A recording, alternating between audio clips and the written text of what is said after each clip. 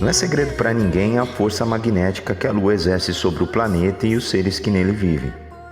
Mas, e na religião de Umbanda? Imagisticamente, como são utilizados esse magnetismo pelos guias?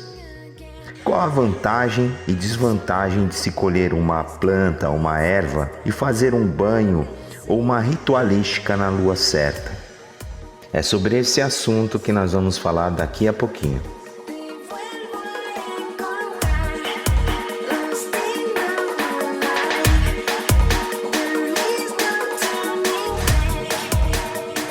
Lua grande, lua vazia, quarto de lua. Salve, salve, povo de fé! Bem-vindos a mais essa série de áudios batizada como Na Força da Lua. Como eu dizia, lua grande, lua vazia, quarto de lua, quem nunca ouviu essas expressões? Tudo isso é muito presente dentro do terreiro, principalmente em se tratando de recomendações específicas para trabalhos. E hoje nós estamos aqui para falar sucintamente a respeito disso. A Lua, como todos devem saber, é o único satélite natural da Terra e o quinto maior do sistema solar. As mudanças que vemos em sua aparência de tempos em tempos são chamadas de fases e ocorrem em função da variação luminosa estabelecida entre a Terra e o Sol.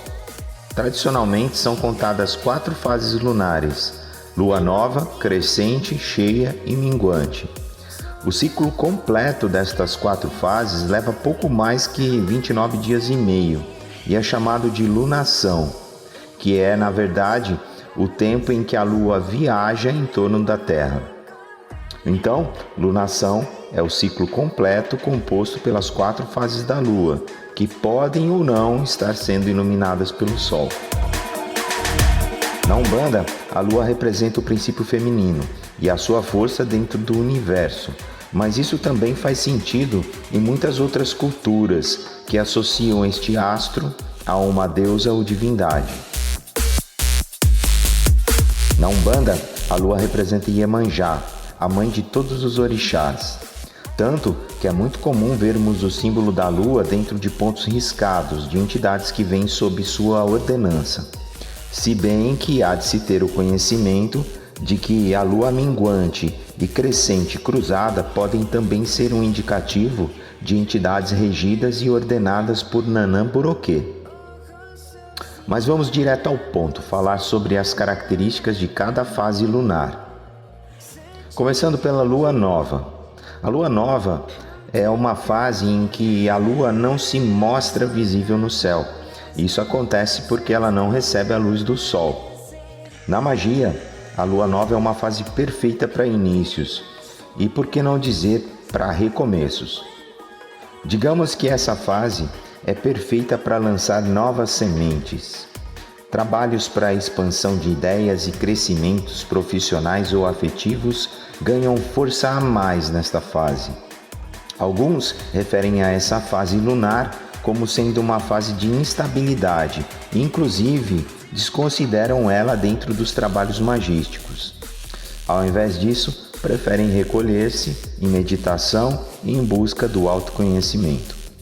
A verdade é que, embora a lua não esteja visível pela falta da luz solar, ela continua lá em cima, vibrando e exercendo seu magnetismo. Então, seja meditando ou lançando novas sementes para um futuro, o importante é usufruir de toda essa energia. Com relação às plantas, as ervas propriamente ditas, muito utilizadas por nós umbandistas, temos que entender o seguinte: a Lua exerce grande força magnética sobre a parte líquida do planeta. No caso das plantas, essa parte líquida encontra-se na seiva, no sangue da planta ou no prana, como costumamos chamar.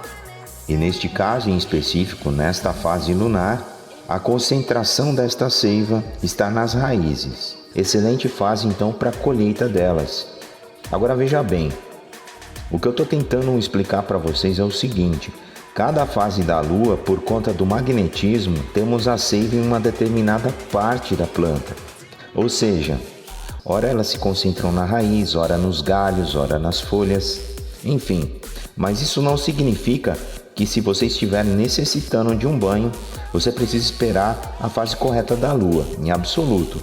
Acontece que se calhar de você tomar esse banho na fase correta, com certeza ele será potencializado. Mas nunca se esqueça, independente da fase da lua, banhos de ervas são sempre bem-vindos. Próxima fase, fase crescente. Vamos fazer o seguinte, vamos fazer 2 fases por áudio, senão a gente acaba ficando com um áudio muito longo e cansativo. A fase crescente, como o próprio nome diz, é a fase em que a lua está crescendo, está se iluminando. Essa fase, energeticamente falando e magisticamente também, propicia o acontecer, ou melhor, o fazer acontecer. Então, a lua crescente é uma excelente fase para trabalhos de curas, encorajamentos, amor, negócios, fortalecimentos de amizades, consagrações de objetos e harmonizações de situações e ambientes. Um conselho, quer fazer uma defumação para harmonizar o seu lar ou um ponto comercial? Faça na lua crescente, você não vai se arrepender. Lembra dos planos, das sementes que eu me referi lançadas lá na lua nova? Então, digamos que agora é a fase de crescimento delas. Embora seja uma fase que traga muitos e muitos desafios, não é momento para se desistir, lembra disso. Mas uma coisa importante de se falar é que no universo tudo é dual, ou seja, com relação à magia e a direcionamento de energias, preste sempre atenção na intenção. A intenção é o que conduz a energia no que tange a polaridade, por isso muito cuidado. Pois assim como podem crescer flores, também podem crescer espinhos e ervas daninhas. Trocando em miúdos, assim como podem acontecer coisas boas, podem acontecer também coisas ruins. Por isso, firma sempre tua cabeça quando for fazer algum ritual dentro da Umbanda, ainda que esse ritual seja um simples banho. E falando em banho, nessa fase onde se concentram a seiva, o prana das plantas, concentram-se nos ramos, estão a caminho das folhas. Então, por exemplo, um galinho de arruda, de alecrim ou qualquer outra erva que você utilize, uma parte do galho está repleta de energias. Bom, conforme eu tinha dito para vocês, para o áudio não ficar muito extenso e cansativo, vamos parando por aqui, a gente volta no próximo áudio, continuando com nossa série Na Força da Lua. Um grande abraço fraterno a vocês, que nossos sagrados orixás possam nos proteger, nos abençoar e nos acompanhar. Saravá fraterno a todos.